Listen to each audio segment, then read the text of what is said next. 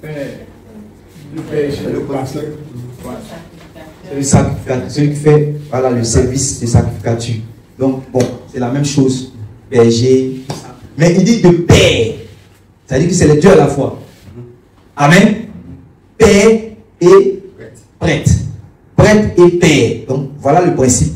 Le pasteur établi sur le troupeau est un père sur lequel le Seigneur établit. Voilà, sur lequel le Seigneur établit. C'est pour ça que quand vous allez lire dans Actes chapitre 20, on va dire, l'apôtre va appeler les évêques. Puis il va leur dire que moi, je vous ai tout enseigné. En tout cas, je lave ma main. Je suis pur parce que je vous ai enseigné tout le conseil de Dieu. Mais, prenez garde. Veillez sur le troupeau sur lequel le Saint-Esprit vous a établi évêque. Donc, il dit, veillez sur le troupeau sur lequel. Donc, les gens ont été établis évêques sur un troupeau. Voilà qu'on parle de position d'autorité. Amen. Amen. Ils sont établis sur le troupeau. Donc, ils ont une position d'autorité. Donc, eux, là, automatiquement, ils sont, bien qu'étant brebis du Seigneur, ils sont bergers. Ils sont sur le troupeau. Là, aucune brebis ne peut être sur le troupeau. Lisez votre version, vous allez voir. C'est établi sur le troupeau. Amen. Amen. Donc, le berger, il est comme le père de la brebis. Il prend soin de la brebis. C'est pour ça. Vous voyez le principe maintenant? Vous comprenez? Donc, le pasteur établi sur le troupeau est un père. Que le Seigneur est établi. C'est la même chose. Aussi, les aînés peuvent jouer le rôle de père dans la foi, par exemple, comme Ananias l'a été pour Paul. Gloire à Jésus. Le père spirituel, on va voir maintenant le père spirituel. Le père spirituel, c'est celui qui engendre. Amen. Celui qui t'a engendré, c'est ton père spirituel. Celui qui engendre, celui qui m'enseigne la parole. Celui devant qui tu es assis, puis t'enseigne la parole. C'est ton père spirituel. Le père spirituel, c'est celui qui engendre, celui qui m'enseigne, celui qui me conduit. Là où tu es présentement, celui qui te conduit, celui qui te conseille, celui qui te couvre. Quand tu vas avoir réellement des preuves, celui qui va te couvrir. Parce qu'un père couvre, celui qui va te couvrir, c'est ton père. C'est pour ça que quand tu n'as pas besoin réellement de père, là, qui va te couvrir? Vous savez, dans ce qu'on appelle la pastorale, ou bien encore le pastorat, c'est-à-dire la charge du pasteur, il y a un aspect qu'on appelle le confessionnal. Confession. Voilà ça. Ma prière levée de mon cœur, c'est que votre marche soit droite et que personne de vous qui êtes debout ne tombe. Amen. Mais s'il arrive que l'un d'entre nous tombe, il va venir se confier à qui? Il va venir se confier à qui? C'est ça. Il va venir se confier au pasteur. Le pasteur réellement va le soigner. Réellement, un berger soigne la brebis, il va le soigner. Il va guérir, il va soigner réellement ses plaies. Vous voyez? Il va soigner les plaies de réellement sa brebis. C'est ça. C'est pas tout que réellement tu peux. Il y a des choses de ta vie, c'est pas tout que réellement tu vas comme ça à parler. À parler ici, à parler ici, à parler ici. Vous m'écoutez? Tu vas raconter ça à tout le monde. Amen. Il faut que tu puisses avoir réellement un confident. Donc le père dans la foi, il joue le rôle réellement de quelqu'un de confidentiel. C'est un confident à qui tu peux confier réellement les choses vraiment les plus intimes qui sont dans ta vie. C'est très important. On n'a pas de ne pas se confier, de ne pas se confier aux frères et sœurs dans la foi, mais il y a certaines intimités que tu ne pourras pas partager. Et c'est à ton père dans la foi que tu vas venir. Donc le fils spirituel, lui, c'est ça. Amen. Amen. Il y a d'autres qui ne sont pas comme ils n'ont pas compris cela. Et ils ont vécu certaines choses, sont partis confesser cela voilà, à quelqu'un qui n'était pas mûr dans la foi. Voilà, ça, tout c'est parti partout. Ils ont entendu ça partout même. C'est pas ça? Et ça crée des problèmes ça crée des problèmes dans la foi de plusieurs. Gloire à Jésus. Amen. Père spirituel, c'est celui qui engendre, qui m'enseigne, qui me conduit, me conseille, me couvre et surtout me bénit. Quelqu'un dit me bénit. Me bénit. Alléluia. Amen. Vous savez, dans Hébreux chapitre 7, on a dit que c'est l'inférieur qui est béni par le supérieur. C'est l'inférieur qui est béni par le supérieur. Voilà. On écrit ça. C'est l'inférieur qui est béni par le supérieur. C'est quoi la bénédiction? La bénédiction.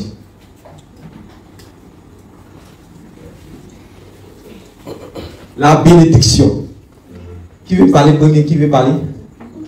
Puis la sœur disait la bénédiction. C'est une grâce de Dieu. C'est une grâce de Dieu, ok.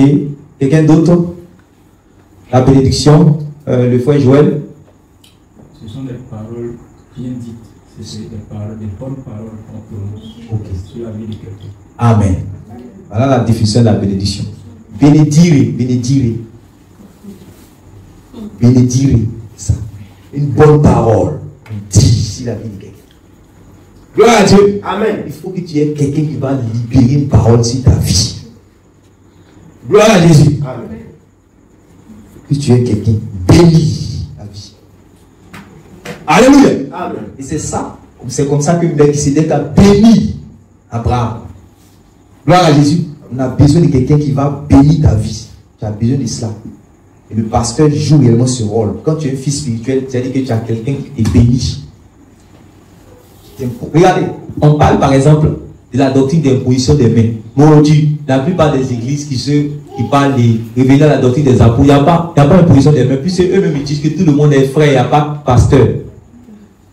Vous voyez? Qui t'impose les mains? Qui libère une parole sur ta vie? C'est important. Regardez, c'est Dieu, c'est Dieu qui me bénit, c'est Dieu qui me bénit. On dit bénédiction, c'est parole formulée. Quelqu'un, son âme est dans la joie, puis libère. C'est son âme qui parle sur ta vie. Puis c'est Dieu qui passe maintenant pour te bénir. Quand son âme là commence son âme exprime ces paroles là, Dieu maintenant passe par inspiration maintenant pour te bénir. C'est comme ça.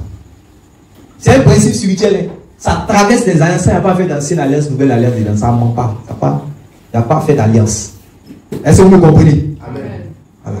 On a besoin de bénédiction. Ton frère, ce n'est pas n'importe qui bénit. Il libère les paroles. Ce n'est pas n'importe qui. Et ces principes-là, même il y a des gens qui sont païens qui savent cela. Même regardez comment on appelle les gens du Nord. Je ne vais pas dire les musulmans, mais les gens du Nord. Regardez, au nord de la Côte d'Ivoire. Comment réellement ils sont à la maison là.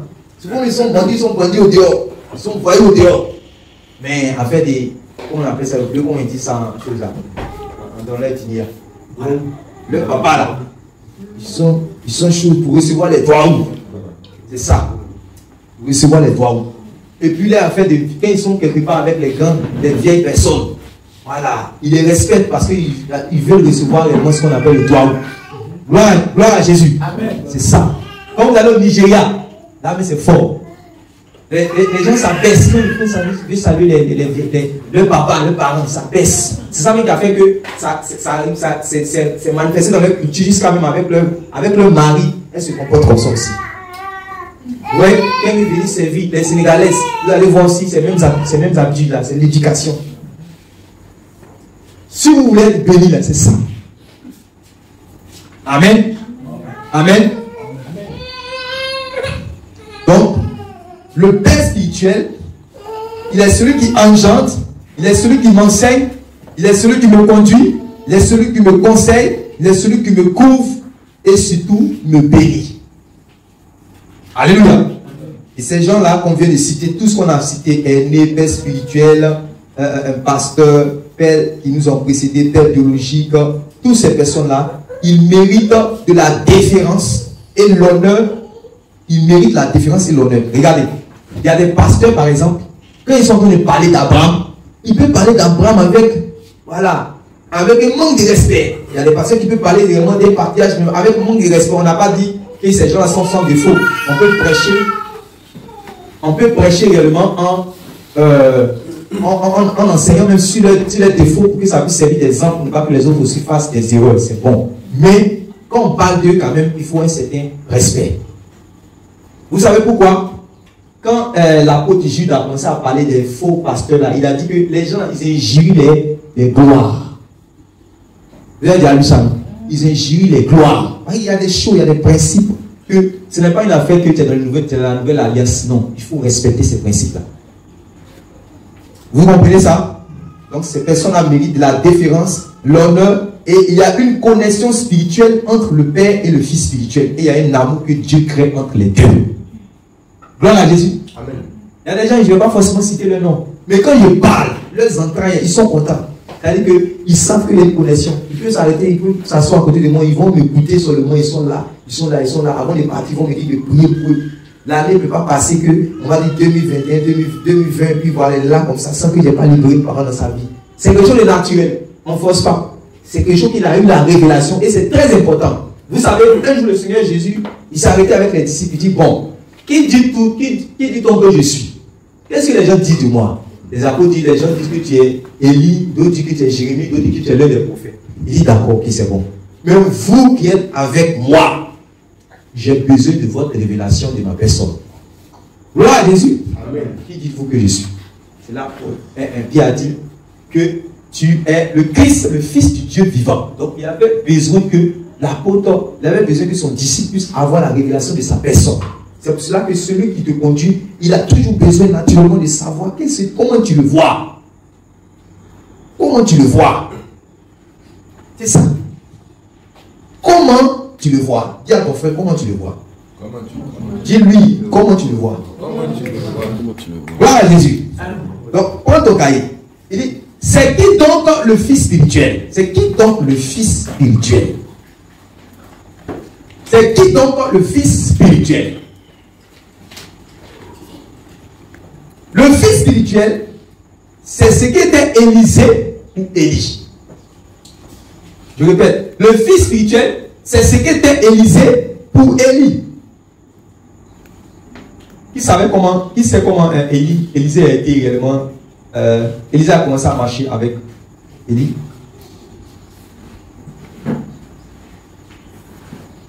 Donc, je vous dis par là que Élisée était le fils spirituel de Élie. Voilà.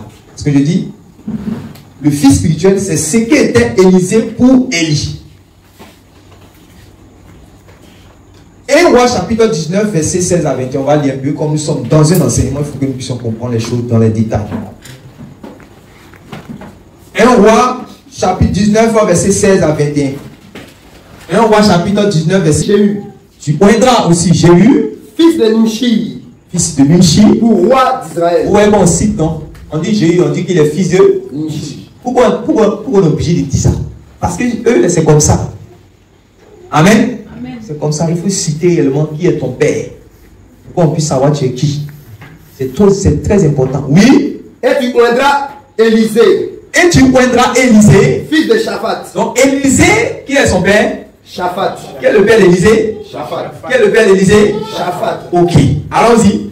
Fils de Shaphat. Fils de Shaphat. Ta belle Néola. Oui. Pour prophète à ta place. Oui. Et il arrivera que celui qui échappera à l'épée de Hazaël.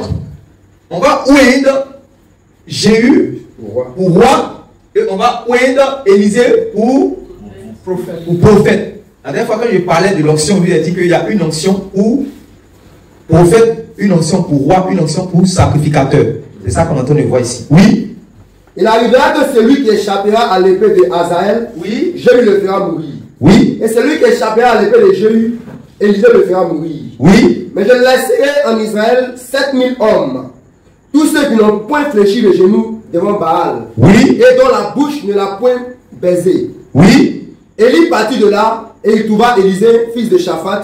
Oui. Qui labourait. Donc, Élie part de là, selon la parole de l'Éternel. L'Éternel lui a dit qu'il doit oindre Élisée pour prophète. Donc, selon la parole de l'Éternel, il va. Et puis maintenant, il trouve Élisée sur le chemin. Élisée est en train de faire quoi? Oui. Qu'il labourait. Élisée était en train de labourer. Il y avait devant lui 12 paires de bœufs. Il avait devant lui 12 paires de bœufs. Et il était avec la 12e. Il était maintenant avec la 12e. Élie s'approcha de lui. Élie s'approche d'Élisée. Et il jeta sur lui son manteau. Il va maintenant jeter sur lui son vêtement. Ouais, c'est ce qu'on appelle action prophétique. Action prophétique, ce n'est pas une action qu'on fait au hasard parce qu'on veut mystifier l'église. Il a fait cela sur la parole de qui? De Dieu. Parce que l'Éternel lui a dit de oindre. C'est pas ça? De oindre Élisée comme prophète. Amen. Donc en fonction de la parole qu'il a entendue, il va poser maintenant l'action. L'action est prophétique parce qu'il y a une parole prophétique qui a été donnée. C'est une parole par inspiration. Par inspiration prophétique, par inspiration de l'esprit. On dit action prophétique.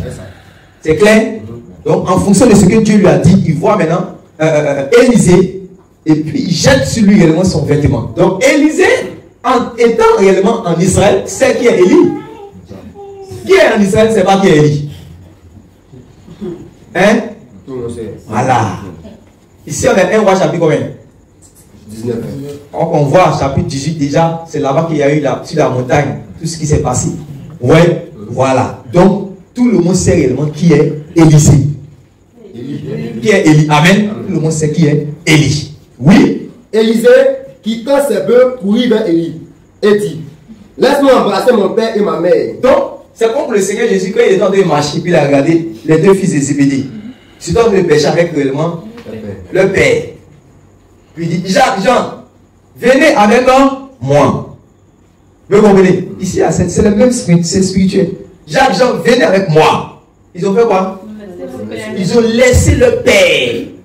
Ils ont regardé une dernière fois son visage. Ils ont vu réellement le filet qui était rempli de poissons. Ils disent que c'est notre dernier jour de pêche qui est là. Vous jouez. On dit fils spirituel, on dit père spirituel. Vous pensez que c'est un musulman. C'est Jésus même, il a dit, Jacques, Jean, venez avec moi. Ils ont fait quoi? Amen. Et quand on me dit c'est Jésus, c'est Jésus. Est-ce qu'ils connaissaient Jésus? Ils connaissaient bien, ils connaissaient tout sur la vie de Jésus. Ils ne connaissaient pas Jésus. C'est ça. Gloire à Jésus. Amen. Donc, quand il a jeté également le vêtement sur Élisée, qu'est-ce qu'Élisée fait? Qu'est-ce qui se passe? Oui. Élisée quittant ses bœufs, oui. courut après Élie. Il court après Élie. Et dit, laisse-moi embrasser mon père et ma mère. Parce qu'il sait que Dieu, il sait que c'est un appel. Il sait que maintenant, il doit être auprès maintenant du vieux père Élie pour être à son service. Il sait cela. Donc, il sait que c'est le dernier jour maintenant, il va servir tellement ses parents là, c'est terminé. Comme c'était le cas aussi des fils des Zébédée. Puis il court vers lui. Il dit, je vais aller embrasser mes parents pour la dernière fois. Regardez ce que même Élie va dire. Écoutez. Et je te suivrai. Et je te suivrai. Et lui lui répondit. Et lui lui répondit. Va et reviens. Va et reviens. Car pense à ce que j'ai fait. Car pense à ce que je t'ai fait. Pense à ce que je t'ai fait. Oui. Après cette éloigné d'Élie, il lui avait prendre une paire de bœufs qu'il offrit en sacrifice, avec l'attelage des bœufs, et il fit cuire la chair et la donna à manger au peuple. Oui. Donc il a compris cela que même il a fait une action de grâce. Il a fait une action de grâce parce que Dieu lui a fait la grâce d'être le fils spirituel d'Élie. Fils spirituel. Dieu lui a fait la grâce d'être le fils spirituel d'Élie. Tout le monde n'était pas fils spirituel d'Élie. Hein. Ce n'est pas parce que tu es en Israël et puis Élie est établi comme le prophète en Israël que ça veut dire que tu es le fils spirituel d'Élie. Non. C'est une grâce. C'est une révélation que tu dois avoir et c'est une grâce que Dieu doit te faire. Tu dois comprendre cela. Et en fonction de cela, maintenant il y a une action de grâce. Et c'est cette action de grâce là maintenant, il va maintenant prendre les deux paires, la paire des troupeaux qui restait, il va offrir cela en honneur à l'Éternel. Il dit merci parce que tu m'as choisi en tant que serviteur d'Élie le prophète. Ça veut dire que j'ai une grande destinée. Gloire à Jésus. Amen. Oui. Puis il se leva, suivit Élie et fut à son service. Ouais. Puis il se leva, suivit Élie et fut à son service. Donc le fils spirituel, c'est celui qui est au service de son Père spirituel. Gloire à Jésus. Amen. Donc quand tu es un fils spirituel, que tu ne sais pas ton père, tu n'es pas un fils spirituel. Il faut écrire ça. Un fils spirituel, c'est celui qui sait son père.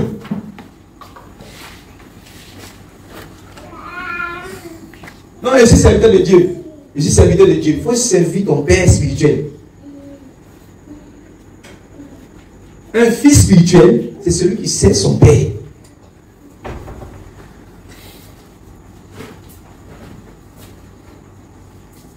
On dit, depuis ce jour-là, il est devenu serviteur de qui? Élie. C'est pour ça qu'on parle d'Élisée. On dit, celui qui versait l'eau sur la main d'Élie. Celui qui versait l'eau sur la main d'Élie. Il est serviteur. Il doit servir. Quand Dieu donne l'appel réellement, une vision, il donne une vision réellement à ton père dans la foi, à ton mentor, à ton pasteur, à ton conducteur. Toi qui es dans cette vision-là, tu dois servir. Tu dois servir. C'est comme ça. Est-ce que quelqu'un comprend la parole? Amen. Si tu comprends la parole, acclame la parole du Seigneur.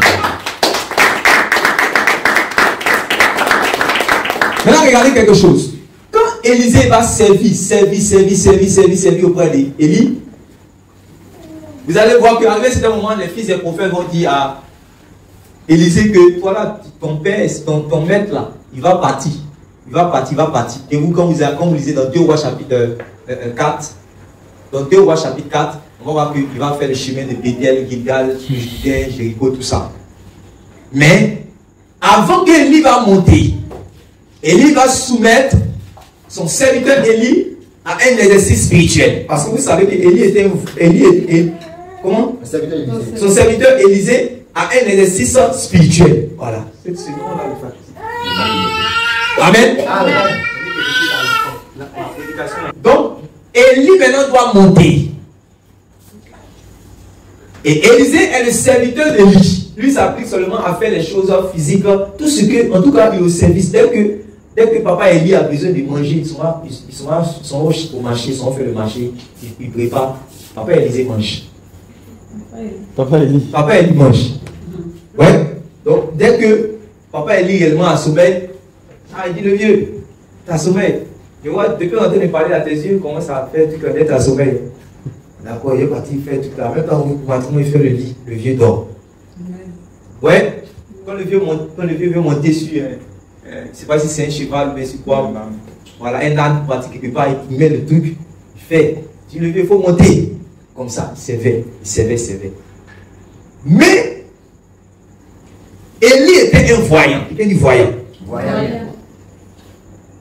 Élie était pas n'importe quel prophète, nous savons cela. Était un prophète puissant. Il pouvait réellement, c'est-à-dire que parler au ciel, et puis le ciel est fermé, il y a comme réellement de l'air dans le ciel et la pluie ne tombe pas. Après, il continue, il va prier, il prie jusqu'à il met sa tête entre ses jambes. On dit qu'il prie, il était de la même nature que nous, mais c'était pas un homme normal. Il prie jusqu'à là, c'est-à-dire que maintenant, l'air qu'il avait placé là, l'air la quitte maintenant. Puis maintenant, la pluie tombe. Alléluia. L'autre était sur le char. Lui, il court plus vite que lui qui est sur le char. Alléluia. Et il a fait réellement des miracles extraordinaires. Des résurrections des morts. Beaucoup de choses. Maintenant, Élie doit monter. Élisée m'a servi. Maintenant, Élisée doit, c'est vrai qu'il m'a servi, mais il faut que réellement je lui donne quelque chose avant de partir. L'héritage. C'est vrai qu'il m'a servi que je lui donne l'héritage avant de partir. Maintenant, Élisée va dire quoi? Je veux quoi? La double portion. Élisée va dire, je veux la double portion de ton onction. Quand Élie va dire, qu'est-ce que tu veux? Il va dire, je veux la double portion de l'onction que tu as vu. Tu veux la double portion. Quelqu'un dit la double portion. Quelqu'un dit encore la double portion. Pourquoi il dit double portion? D'où ça vient, double portion? D'où ça vient? C'est ça on dit de lire la Bible là. Ceux qui parlent, ils ne connaissent pas. Double portion, vous avez double portion, ça veut dire quoi? C'est comme par exemple quand vous arrivez dans Galate. Un coup comme ça, l'apôtre Paul commence à dire Abba Père. Abba Père, ça veut dire quoi? Dites-nous. Abba Père. L'Esprit nous dit Abba Père. Aïe, le jour qu'il dit ça, la première fois, il dit mais Abba Père, ça veut dire quoi? Abba Père. Il y a des choses. Le salut vient des Juifs. Ils ont les principes qu'ils connaissent. La double portion, c'est-à-dire que la double portion, ça revenait comme héritage à l'enfant. Amen.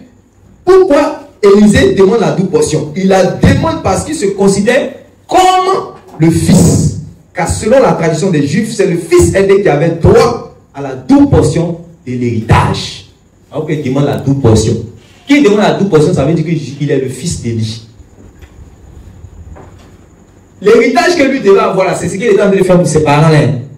Quand ils sont en train de faire, vous voyez que voilà, les bœufs, ils sont en train de travailler, labourer. C'était ça, ils travaillaient pour qu'un jour, voilà, on lui laisse aussi l'héritage. Maintenant, dans ça là, ils sont venus le prendre. Donc, qui est mon père maintenant? Depuis ce jour-là, il est au pied d'Élie. Il est au pied d'Élie, Maintenant, Élie s'en va. Élie n'avait pas maison, n'avait pas de village, tout l'héritage qu'il pouvait laisser là. Le manteau prophétique. Gloire à Jésus. Amen. Et donc, il va dire, c'est vrai, tu m'as servi, mais il faut que, voilà, il faut que je t'initie dans la prophétie. Et c'est pour ça qu'il va lui dire que, il va dire que, réellement, je vais te soumettre un exercice. Pendant que le tourbillon va commencer réellement à tourner, là, il faut que tu puisses garder les yeux pour me voir. Si tu arrives à me voir, tu vas voir maintenant ce que tu as demandé. Vous savez que c'est très difficile, c'est-à-dire que pendant qu'il y a un tourbillon, tu vas ouvrir tes yeux dans le tourbillon parce que réellement, il y a le vent, il y a le sable, il y a beaucoup de choses. Ici, là, c'est un exercice spirituel, c'est pas physique. Hein. C'est pour ça que comme Élisée va être un voyant terrible. Quand l'armée des Syriens a commencé à envahir l'endroit et que son serviteur, il s'est levé le matin, il a vu qu'il y avait les gens entourés, il est parti vers Élisée, il dit que hey, le vieux, ils sont venus nous attaquer, on est cuits, on est foutus, ils vont nous tuer. Il dit, est-ce que petit là même il comprend? Il prie, il me dit, Seigneur, quand on va petit, il dit, quand on prie ses yeux, il va voir. Donc, il était un voyant, terrible, il voyait. C'est où il a vu? C'est Élie qui a mis ça dans sa vie. D'où proportion. C'est sympa. Mais ça a commencé par quoi? Laver réellement les mains. Laver les mains, essuyer les choses, placer les bagages. Il y a des serviteurs d'Élie. Mais tu ne sais pas ce que tu as gagné dedans. Gloire à Jésus. Amen. Gloire à Jésus. Amen. C'est ça, un fils spirituel. Un fils spirituel est au service. Il est dans la vision. Gloire à Jésus. Amen. Il est au service. Il est dans la vision. Alléluia. Amen. La preuve que Élisée était réellement le fils d'Élie. Quand Élie maintenant va partir, comment Élisée va prier? Quand Élie va partir, comment Élisée va prier? Élisée va dire quoi? Mon père. Il va dire quoi? Mon père, char d'Israël. Mon père. Amen. Amen. Il parlait de qui quand il disait mon père, il parlait de qui? Il parlait de qui? Donc il ne parlait pas de Dieu, mais il parlait d'Élie qu'il a servi toute sa vie. Donc c'est naturel. C'est naturel, c'était naturel. C'est naturel que Élisée appelle Élie son père. C'est naturel que réellement celui qui est en train de servir comme un père, considéré comme un père, c'est normal. Quelqu'un dit Josué, fils de Nun. Josué, fils de Nun. Gloire à Jésus. Amen. Josué, fils de Nun, était aussi serviteur de Moïse. Josué, fils de Nun, l'était aussi pour Moïse. Tel Élisée était serviteur d'Élie. Josué, fils de Nun, l'était pour Moïse. Gloire à Jésus. Amen. Voilà pourquoi il a été appelé Osée par ses parents biologiques. Voilà pourquoi lui qui a été appelé Osée par ses parents biologiques va être appelé par Moïse Josué. Alléluia. Amen. Et regardez, quand vous commencez à lire le livre de Josué, vous êtes d'accord avec moi qu'on l'appelait Osée. Vous savez que Josué ne s'appelait pas Josué, il s'appelait Osée, fils de Nun. Osée, fils de Nun. Mais le jour qu'il a été choisi, Amen. Il a été choisi spirituellement et qu'il est devenu serviteur de Moïse. Moïse dit, toi, je t'appelle Josué. Il a changé son nom. Et puis Dieu n'a plus jamais appelé Osée.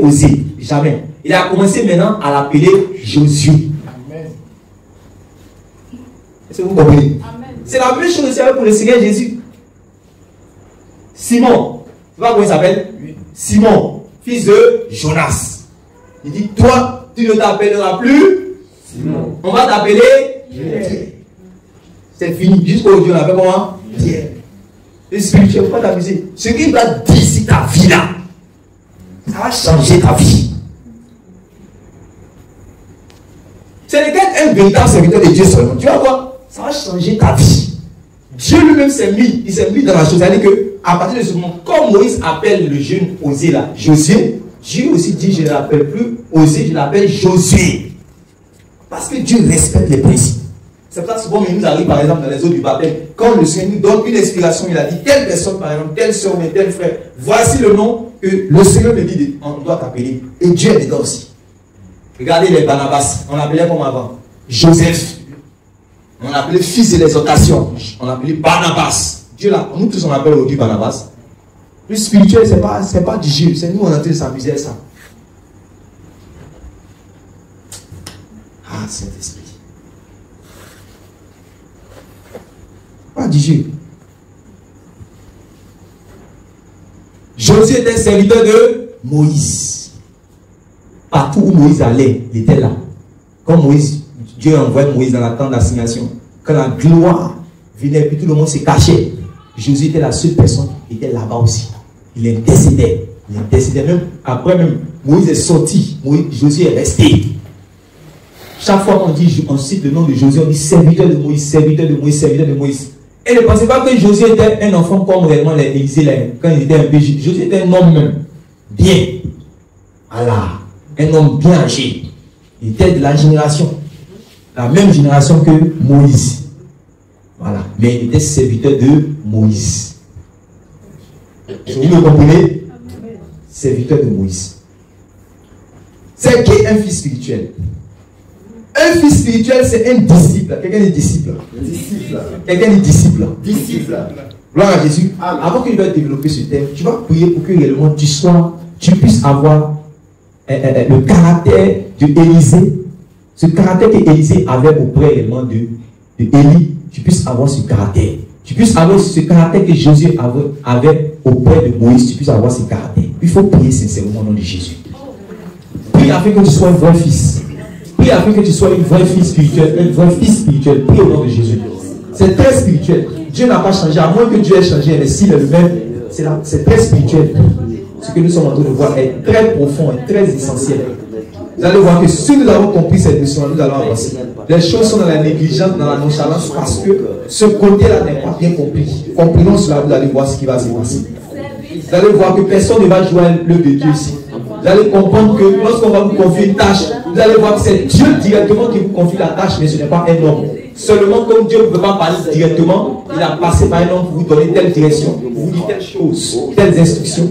On néglige l'œuvre de Dieu parce qu'on a négligé le principe réellement de la paternité spirituelle et on a négligé réellement la notion de fils spirituel et de fils spirituel.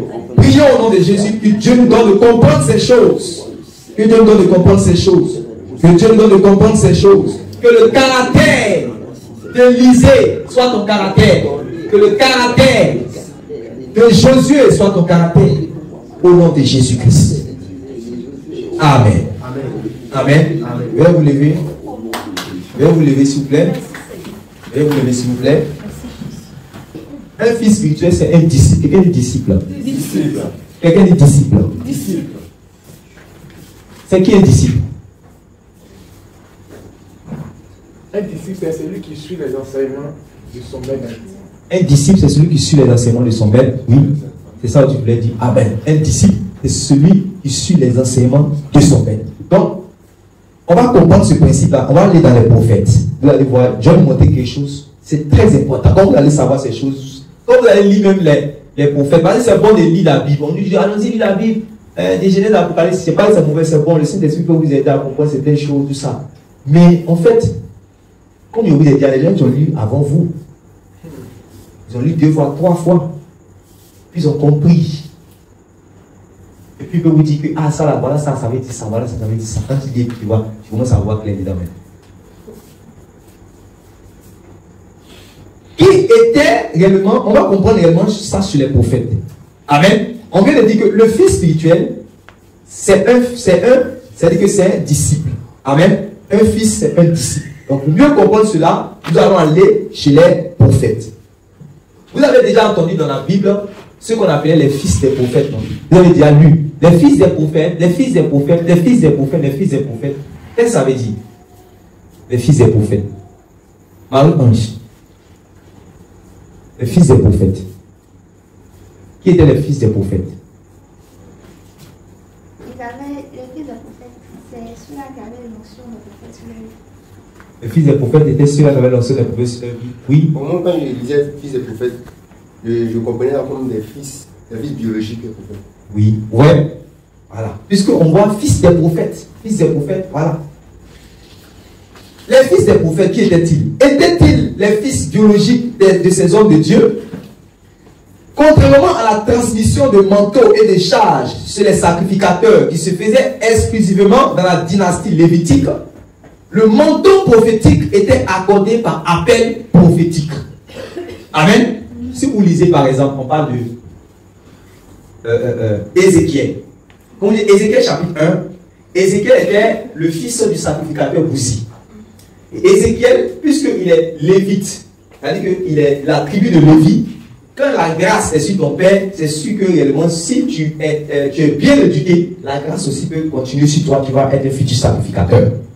Amen. Amen. Mais au moment où Élisée et Ézéchiel du moins va recevoir, après avoir été enseigné pour entrer dans la sacrificature, il y a eu déportation. Quelqu'un dit déportation. Déportation. Il arrive réellement sur le territoire de Babylone.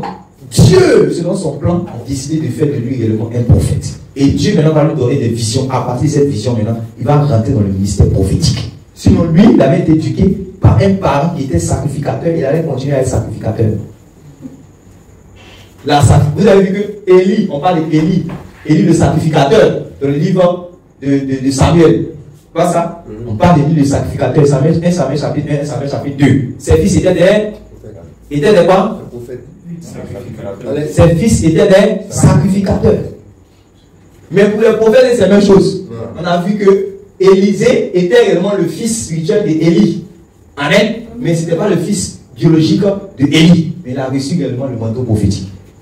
Gloire à Jésus. Je ne sais pas si vous comprenez cette nuance. Vous saisissez?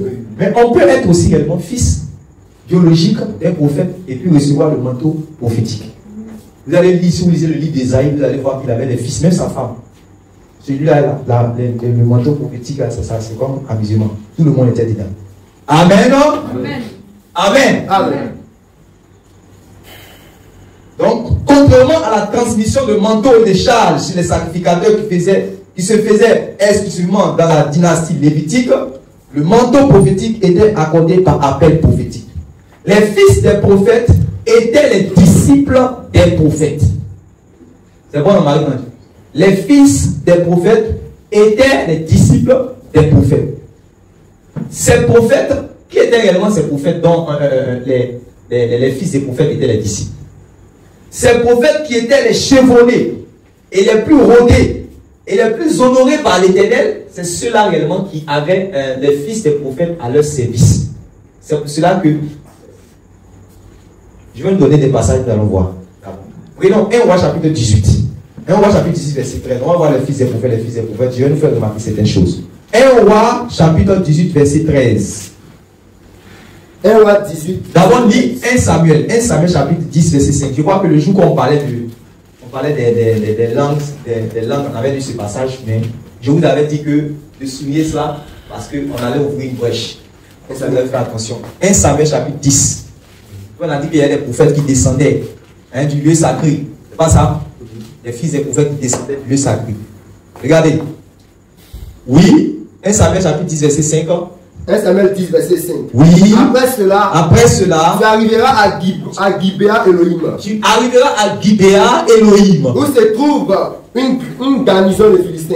Où se trouve une garnison de Philistins. En entrant dans la ville, tu rencontreras une troupe de prophètes descendant du haut lieu. Tu rencontreras une troupe de prophètes descendant du haut lieu. Quelqu'un dit ça dans une autre version? Quelqu'un dit ça dans une autre version, s'il vous plaît?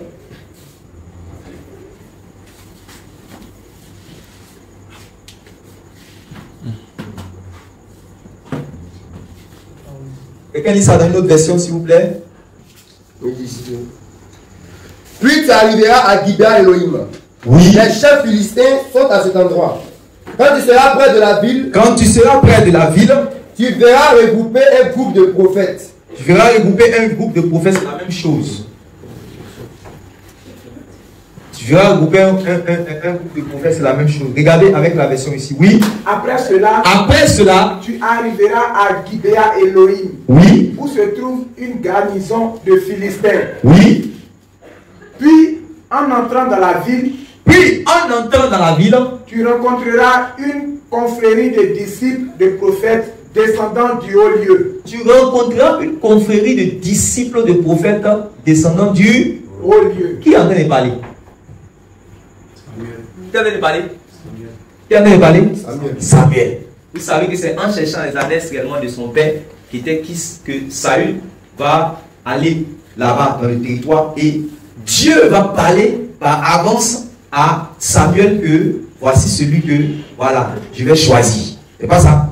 Et puis le serviteur de Saül lui a dit que c'est bon, on a cherché les années, on n'a pas vu, mais ne partons pas parce qu'il y a un prophète qui est là, c'est un voyant. Amen. Donc c'était pas n'importe quel voyant. C'était pas n'importe quel prophète.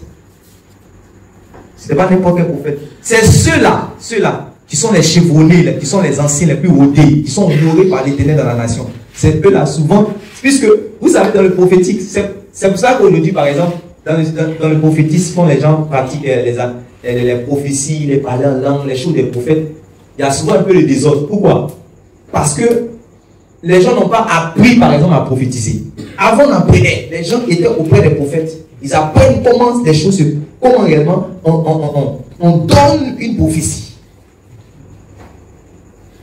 Comment on prophétise d'abord, comment on donne une prophétie, comment on donne une parole de connaissance. C'est parce que c'était le cas que vous allez voir l'apôtre Paul maintenant en train de donner l'ordre à l'église de Corinthe. Parce que là-bas, là, l'autre prophétisait, l'autre prophétisait, l'autre prophétisait. Peut-être dans le Saint-Esprit, hein, mais ils n'ont pas été à l'école pour on leur montre comment prophétiser. Ce que je vous dis là, ce n'est pas une nouvelle doctrine, c'est la parole de Dieu. Les gens vont voir Saint-Esprit tous, ils vont prophétiser pour on ne sait pas, on va entendre. Voilà. Mais avant, il y avait les disciples des prophètes, les fils des prophètes, une confrérie de prophètes. On leur montre comment on fait les choses de Dieu, les choses sacrées de Dieu. Comment on est quelqu'un, comment tout ça, ça s'apprend, ça s'apprenait. Comment on donne une parole de connaissance, comment on donne une vision, comment on explique une vision. C'est pour ça que tu as trop de choses à apprendre. Non, il y a un appel, tu as trop de choses à apprendre. Dieu s'est enseigné, il y a trop de choses, tu as trop de choses à apprendre. Il faut t'asseoir. Les fils des prophètes se sont assis, ils ont appris. Gloire à Jésus. Amen. Tu peux si Dieu t'a fait grâce, que tu réellement sers le Seigneur auprès des prophètes, alors que les manifestations de l'esprit, peut-être que la prophétie, les paroles de connaissance, les révélations, les visions vont être fréquentes. Si quelqu'un a soit un secteur de Dieu qui a un don, ou bien une grâce de cela, ou bien qui a un appel de prophétique, si tu es auprès de lui, tu vas voir que tu vas naturellement manifester ces choses. Vous comprenez? Voilà. On va te dire ce soir, le Saint-Esprit va te visiter. Souvent, il dit ça seulement par inspiration. Et le Seigneur met le sceau sur sa parole par un saint prophète. Et le soir, le Seigneur te visite. Et Seigneur. Bon. 2 Rois chapitre 2 verset 3. Ceux qui sont fatigués, vous pouvez vous asseoir maintenant. 2 Rois chapitre 2 verset 3. 2 Rois chapitre 2 verset 3. 2 Rois chapitre 2 verset 3. Les fils des prophètes qui étaient à Bethel sortit vers Élisée et lui dit: sais-tu que l'Éternel enlève aujourd'hui ton maître au-dessus de la tête? Oui, les fils des prophètes. Oui, eux c'était des prophètes. Et c'était les fils des prophètes. Les disciples des prophètes. Oui, disons encore 2 Rois chapitre 4, verset 1. Puis je vais vous expliquer quelque chose ici maintenant. 2 Rois chapitre 4, verset 1. Donc ce sont ces mêmes fils des prophètes là qui ont parlé à Élisée pour lui dire ton maître sera enlevé de dessus toi. Donc eux aussi connaissaient les choses spirituelles. Ils savaient que c'était le temps du départ du Père. Puis ils disent à Élisée lui-même qui marchait toujours le Père que tu sais toi, tu sais pas que ton maître là, il te restera enlevé de dessus toi. Élisée a dit mon ami, taisez-vous, laissez ça. Laissez ça là.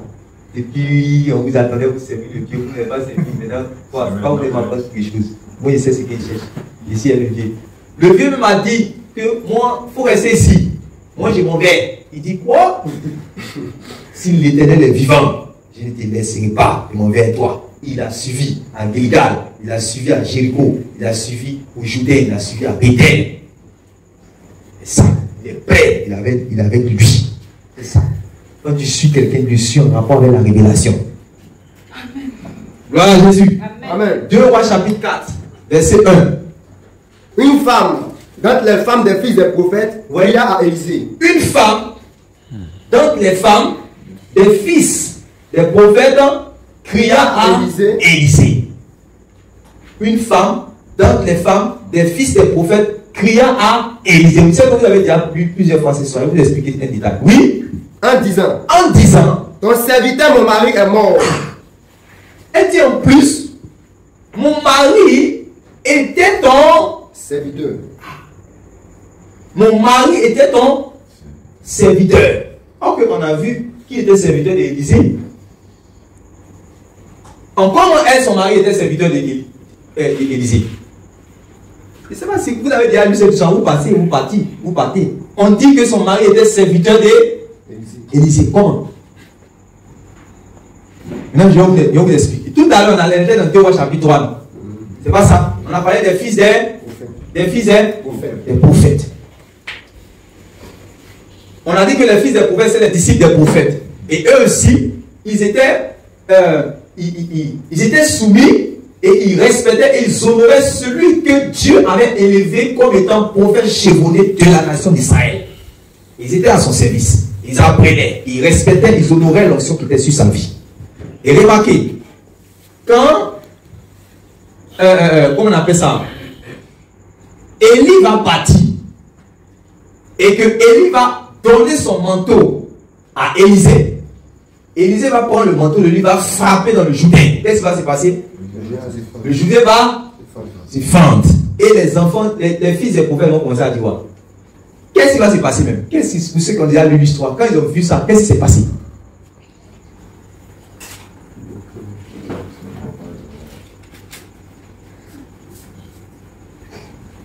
Qu'est-ce qui s'est passé? Ils ont compris maintenant que l'esprit qui était sur Élie est venu maintenant sur Élisée. À partir de ce moment, Élisée est devenu quoi pour vous? Un père. Je ne sais pas si vous comprenez. Hein? L'esprit qui était sur Élie là, est venu maintenant qu'on conclut cela. Quand il a divisé la mer, ça faisait peur eux-mêmes là. Ils se sont procédés. Pourtant, il y a d'autres qui étaient plus vieux que lui. Mais il a reçu le manteau. Dieu l'a élevé en tant que réellement, c'est lui maintenant. Est-ce que vous comprenez? Oui, suivant le mot. C'est la Bible et ça de les prêcher. C'est ça, non? Voilà. Donc, à partir de ce moment, si toi tu es parmi les fils des disciples des prophètes là, Élisée est ton vieux père. Est-ce que vous me comprenez? C'est ça dans le spirituel. C'est ça. Quand on dit que je délègue telle personne, c'est comme dans l'armée. On dit que telle personne est ton chef. Même si tu agis que la personne, tu dois réellement être soumis à la personne. Soumettre à ce pas que la personne te domine, tu es sous la mission de la personne. C'est la personne qui va dire allons à droite, et puis vous partez à droite. La personne dit allons à gauche, vous partez à gauche. Il n'a pas fait dire qu'Élisée était un jeune. Élisée a reçu la double portion, c'est fini. Vous avez compris? Amen. Voilà. Et où vous êtes caché là-bas? Venez ici. Venez. Donc, c'est-à-dire que son mari, là, regardez encore maintenant. Au temps de Élie, pour que vous puissiez bien comprendre, au temps d'Élie, Akab et puis Jézabel voulaient tuer les prophètes. Ce sont ces prophètes-là. Elle a dit que les fils des prophètes, parce que Dieu avait dit qu'il y a 7000 qui n'ont pas fléchi les genoux devant Baal. Amen. Mais Jézabel voulait les tuer. Donc, il y a un serviteur de Dieu qui s'appelait Abdias. Quelqu'un dit Abdias. Quelqu'un dit Abdias. Abdias était un serviteur qui travaillait dans la maison de Akab. Et c'était un homme de bien. Et c'était un homme sur qui l'esprit prophétique était. Gloire à Jésus. C'était un homme sur qui l'esprit prophétique était. Et donc, il a compris qu'il devait jouer un rôle important. Donc, il a pris de son argent tout ce qu'on le payait. C'est-à-dire que dans le palais, il prenait cela. Il a loué un endroit. Puis il a mis tous les prophètes là-bas. Tout ce qu'on cherche à tuer. Et puis il les nourrissait avec son salaire, avec son argent. Et le jour que Akab l'envoyait pour aller chercher Élie, et puis il a trouvé Élie, il a dit à Élie que, vraiment, lui, il ne faut pas Élie va mener réellement une malédiction sur lui. Et puis il ne faut pas Élie va réellement lui créer des problèmes parce que lui, il a fait telle chose réellement pour Dieu. Amen. C'est lui qui est Abdias. Vous comprenez? Cette femme-là, elle va venir dire à Élisée, tu sais que mon mari, ton serviteur, craignait l'Éternel. Maintenant, regardez, quand Abdias va parler réellement à Élie, il va montrer que lui, il craint l'Éternel et puis il va citer ça. Il va dire à Élie que je crains Dieu, puis il va citer ce qu'il a fait. En réalité, quand vous lisez la tradition de Jude, c'est-à-dire que les livres hébraïques, on parle que, c'est-à-dire, ce serviteur qui est mort et qui a laissé sa femme veuve là, c'est lui qui était Abdias. Et Abdias, vous savez qu'après Akab, il y a son fils qui est impie, qui est venu également, qui est venu régner. Vous comprenez? Donc, Abdias a tellement soutenu, hébergé, soutenu également les rois de Dieu qu'on cherchait à tuer, qu'il s'est endetté. Il a pris également de son salaire, de tout ça, il a tout fait jusqu'à là, seulement il s'est endetté pour ne pas qu'on puisse tuer les rois de Dieu. Et puis il est mort. Maintenant sa femme est restée veuve. Alléluia. Or, dans le ciel, il y a ce qu'on appelle le livre de souvenirs. Quelqu'un dit le livre de souvenirs? Le livre de souvenirs. Quelqu'un dit le livre de souvenirs? Le livre de souvenirs. Donc, comme le fils Akab est également un impie aussi, malgré tous les bienfaits de cet homme qui a travaillé chez lui, dans la maison de son père, il n'a pas réellement levé ses dettes, mais il voulait venir prendre ses enfants parce que la personne s'est endettée. Et c'est pas si vous me suivez. Amen. Donc elle s'adresse maintenant réellement à Élisée pour lui dire, non, c'est pas même mes enfants. Tu sais que mon mari, ton serviteur, craignait l'Éternel. Et Élisée n'a rien dit parce qu'il savait que c'était vrai. C'était une réalité dans son époque. Et maintenant il y a eu le miracle, qu'on appelle le miracle de l'huile et puis de la farine. Gloire à Dieu. Le miracle de l'huile. Gloire à Dieu. Amen. Donc, il faut bien comprendre la notion de serviteur, la notion de fils. Alléluia. Donc les fils des prophètes, c'est eux qui étaient réellement, voilà, ils étaient des disciples des prophètes. Des disciples des prophètes. Disons 2 Rois chapitre 4, verset 38. 2 Rois chapitre 4, verset 38. 2 Rois chapitre 4, verset 38. Oui. Élisée revint à Gilgal. Et il y avait une famille dans le pays. Comme les fils des prophètes étaient assis devant lui, il dit à son serviteur, mets le grand pot et fais cuire un potage pour les fils des prophètes. On peut s'arrêter là. Les fils des prophètes étaient assis devant qui? Devant Élisée. Ouais. Les fils des prophètes sont assis devant Élisée pour apprendre. Donc les fils des prophètes sont disciples de qui? Élisée. C'est clair? Amen. 2 Rois chapitre 5, verset 22. 2 Rois 5, 22. Oui. Il répondit, tout va bien. Mon maître m'envoie te dire, voici, il vient d'arriver chez moi 2 jeunes gens de la montagne d'Éphraïm. Ça c'est le faux serviteur. Dans les fils des prophètes. Ça c'est le faux serviteur. Donne pour eux, je te prie, un talent d'argent et 2 vêtements de chanvre. Vous savez que normalement le Syrien est venu également en Israël. Et puis il a été réellement guéri par un miracle d'Élisée. Amen. Qui a opéré réellement le miracle par la main d'Élisée. Et il va donner réellement des présents à Élisée. Élisée dit donc que aussi vivant que l'Éternel est vivant, réellement, je ne vais pas prendre quelque chose. Amen. Et Géasi dit, ah, d'accord. Quand Naaman partait, il a couru, il s'est caché, il est venu mentir. Regardez ce qu'il venait dire. Oui. Maintenant, Naaman s'en va avec les cadeaux là. Oui. Maintenant, il dit quoi? Il répondit, tout va bien. Mon maître m'envoie te dire. Mon maître, c'est-à-dire qu'Élisée qui dit il ne veut pas l'offendre. Lui, il dit quoi?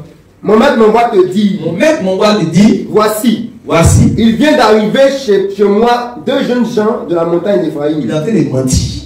Dans les fils des prophètes. Les faux serviteurs. Oui. Donne pour eux, je te prie, un talent d'argent et 2 vêtements de rechange. Amen. Amen. Vous voyez qu'ici, il a parlé des fils des prophètes. Voilà. C'est vrai que j'ai ouvert une parenthèse pour montrer qu'il y a des gens qui peuvent être auprès des grands hommes de Dieu tels que Élisée et puis également, voilà. Vous savez que Élisée là, il est mort l'onction, vous avez déjà prêché ça, vous avez déjà dit ça. L'onction, la puissance, ça s'est resté dans ses os. C'est pour ça le jour, dans 1 Roi chapitre 13, si je ne me trompe pas, 2 Rois chapitre 13, voilà, on a pris quelqu'un, on l'a jeté. Voilà, il a enterré, il a roulé, ce qu'il est parti tomber sur la tombe d'Élisée, tomber sur ses os. Puis il est revenu à la vie. Donc ça veut dire que le gars était tellement loin jusqu'à c'est resté dans ses os. Il avait onction de résurrection dans son corps. Mais Géasi était là, Géasi pouvait prendre ça pour continuer comme réellement. Élisée était auprès de lui, il a continué. Géasi devait continuer. Mais Géasi n'était pas dans la vision. C'était comme un Judas auprès du Seigneur Jésus. Ton père spirituel, ton pasteur peut être loin. Mais si tu n'es pas dans la vision, tu n'es pas dans l'esprit, tu ne vas pas recevoir. Est-ce que nous comprenons? Voilà. Je ne sais pas si vous comprenez le principe. Vous avez compris, non? Voilà. 2 Rois chapitre 6, verset 1. 2 Rois chapitre 6, verset 1. Les fils des prophètes disent à Élisée, voici, le lieu où nous sommes assis devant toi est trop étroit pour nous. Amen. Donc vous voyez, les fils des prophètes étaient toujours encore devant Élisée. Les disciples du prophète. Chapitre 9, verset 1. Le prophète appela l'un des fils des prophètes et lui dit, Saint-Terrain, prends avec toi cette fiole d'huile et va à Ramoth en Galade. Quand tu y seras arrivé, vois Jéhu, fils de Josaphat, fils de Nimshi, tu iras le faire lever du milieu de ses frères et tu le conduiras dans une chambre retirée. Tu prendras la fiole d'huile que tu répandras sur sa tête et tu diras, ainsi parle l'Éternel. Oui. Je suis roi d'Israël. Puis tu ouvriras la porte et tu t'enfuiras sans t'arrêter. Gloire à Dieu. Amen. Donc voici un peu les fils des prophètes. On appelait ainsi ceux qui composaient une communauté formée essentiellement de jeunes prophètes. Leur filiation était d'ordre spirituel. Ils appartenaient à l'école des prophètes. Quelqu'un dit l'école des prophètes. Comme ça. Donc, c'est la même chose aussi également pour celui qui est un fils spirituel. Il est à l'école du Saint-Esprit également dans une bergerie. Gloire à Jésus. Donc, vous devez apprendre en disciple auprès du roi pour devenir roi. C'est pas si me fait comprendre. Si quelqu'un veut devenir roi, va apprendre auprès d'un roi. Vous devez apprendre auprès d'un sacrificateur pour devenir sacrificateur. Vous devez apprendre auprès du prophète pour devenir prophète. C'est la règle générale. Gloire à Jésus. Amen. Gloire à Jésus. Amen. Et c'est pour avoir maintenant connu ce principe-là. C'est pour avoir, c'est-à-dire que vous savez que les Paul, c'était des gens qui étaient versés dans les Écritures. Ils lisaient les Écritures. Voilà. Donc c'est pour avoir connu ce principe que Paul peut appeler Tite et Timothée ses enfants, ses fils, car ils étaient ses serviteurs. Tite et puis Timothée étaient les serviteurs de qui? Paul. Voilà pourquoi Paul les appelle les fils. Quand il les appelle les fils, là, il a tout ce qu'on a lu là, c'est là-bas qu'il a pris. Est-ce qu'on se comprend? Tout ce qu'on a lu là, eux ils comprenaient ça, c'est pour ça qu'il les a appelés fils. Gloire à Jésus. Amen. Maintenant, comme nous sommes en train de parler de fils spirituel, puis j'ai dit que fils spirituel c'est celui que tu as engendré, mais je vous ai dit que ce n'est pas seulement celui que tu as engendré, c'est-à-dire que celui que tu as baptisé. Même Paul même là, quand il parlait de baptême, dans 1 Corinthiens là, il a montré que lui a baptisé que seulement que peut-être 3 personnes. Amen. Amen. C'est lui qui n'est pas venu pour baptiser, mais la parole, c'est lui qui l'a donné. Enseignement, c'est lui qui donne. Gloire à Jésus. Donc, par exemple, Timothée, vous savez que Timothée était déjà disciple avant que Paul va le croiser. Qui a lu ça? Qui sait ça? Et Timothée était déjà disciple avant que Paul va le croiser. Ce n'est pas Paul qui a baptisé Timothée. Timothée a reçu l'évangile de par ses aïeux. On a parlé de Loïs. Amen. Ses aïeux. Mais dans l'apostolat de Paul maintenant va croiser Timothée. Et quand il va voir Timothée, il voit Timothée comme vraiment un fils et Timothée le voit aussi comme un père. Et il voit que ce jeune homme peut être utile dans le ministère, il va le prendre et réellement il va le faire circoncis pour ne pas que quand il va arriver aussi sur les juifs, ce jeune homme là aussi ait les problèmes. Et à partir de ce moment, ça devient son fils ministériel.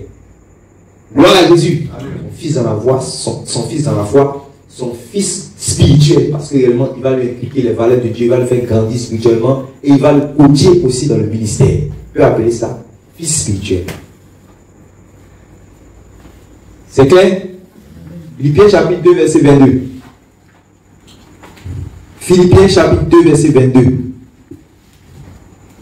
Quoi? Vous savez qu'il a été mis à l'épreuve en se consacrant au service de l'évangile avec moi. On parle de Timothée. Donc, il était mis à l'épreuve, oui, en se consacrant. En se consacrant au service de l'évangile avec moi, comme un enfant avec son père. En se consacrant au service de l'évangile avec moi, comme un enfant avec son père.